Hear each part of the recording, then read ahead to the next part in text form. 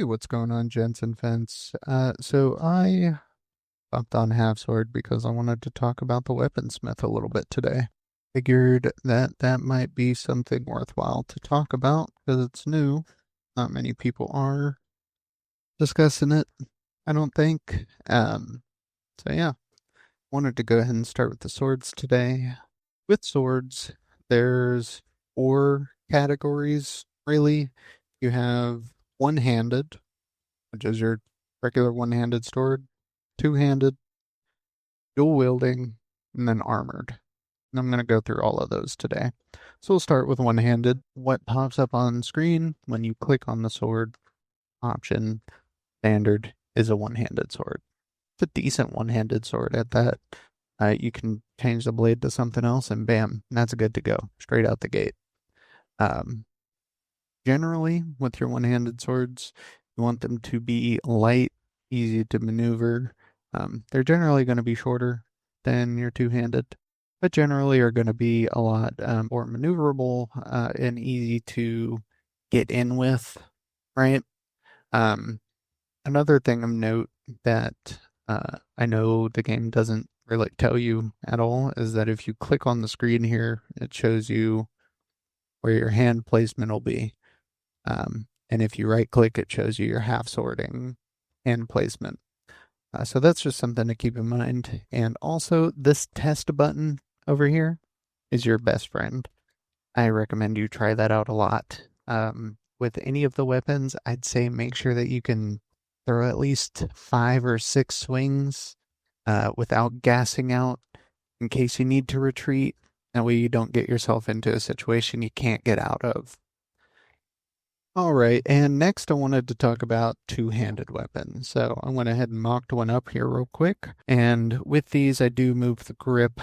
This is a personal preference when clicking to make sure that my hands are sitting good on it, not sitting on the pommel. That's a personal preference. You can do it however you prefer.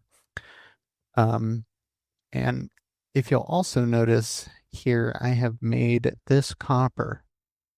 Now, your decorative metals do have different weights, so that's something to keep in mind. Copper is your heaviest next to gold. Gold is just stupid expensive, and I can't ever justify spending that much on a weapon in the game. It just doesn't make sense to me personally. But that's something to keep in mind. If you do want to go for super duper heavy, gold is the way to go.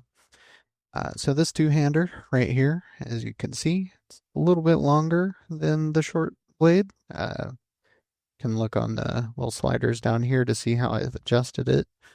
And with any weapons that we're not using against armored opponents, I typically try to keep them under 2 kilos, under 2,000 grams for my American viewers.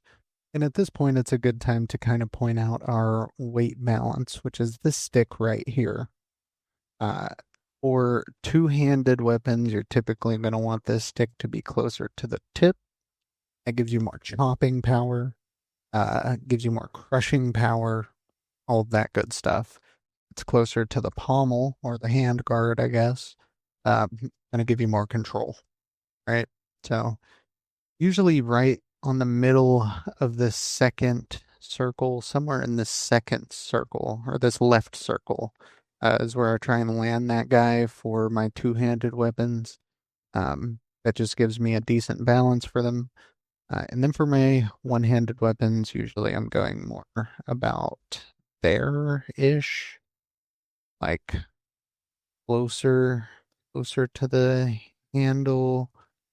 It's a little hard to explain, but you kind of get a feel for it as you use the test button. Highly recommend you use this test button. All right, now moving on to dual wielding. So with dual wielding, you can do it a couple of different ways. You can have two weapons that are the same, more or less, have a couple of creative differences or whatever, but relatively the same.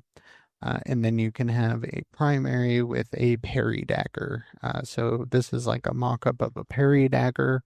With these, you want to have the longest handguard that you can have to help you not get killed. So, mock something up like this, and I think it works fine as a parry dagger. That's not something that I'm usually going to do personally. I just don't see it as a good move, but that's the play style you want to have, go for it. Nothing's stopping you. And now we're on to armored. When I say armored swords, I'm not talking some dude with a helmet and some gauntlets. That's not what I'm talking about. I'm talking about the dude that has head to toe armor, right? Gonna want something heavy. If it's not heavy, it's not even worth bringing at that point. So here I've done a little bit of a mock-up. The way that I make sure that these are balanced decently is with my stick. I want that to be almost center of my hands when I'm in half sword. That gives you just a good center of balance. That's it.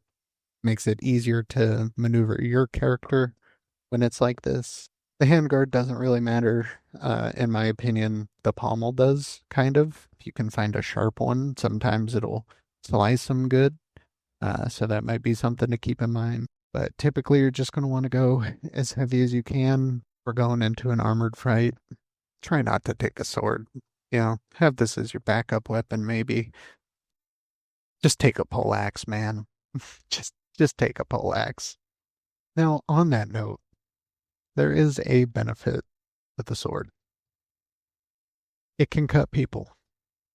It's great for grappling with. You can get it wrapped around somebody. You can get into the little nooks and crannies that are behind them or under their armpits or, all those hard to get places typically. You can get to with a sword when you have it wrapped around them uh, very easily. So that is a benefit to it. If nothing else. And also, if you can hit someone with the tip straight in the head, it might knock them out. It does have its downsides, but at the same time, it is still a weapon. It's better than nothing, right? And with that, I think I've kind of touched on everything that I want to. If you have any other tips or anything that you want to share, feel free to leave it down in the comments.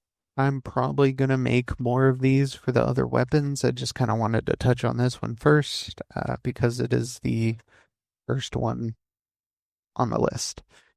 Anyways, I hope you guys have a great day. Take it easy, and I'll catch you next time. Deuces.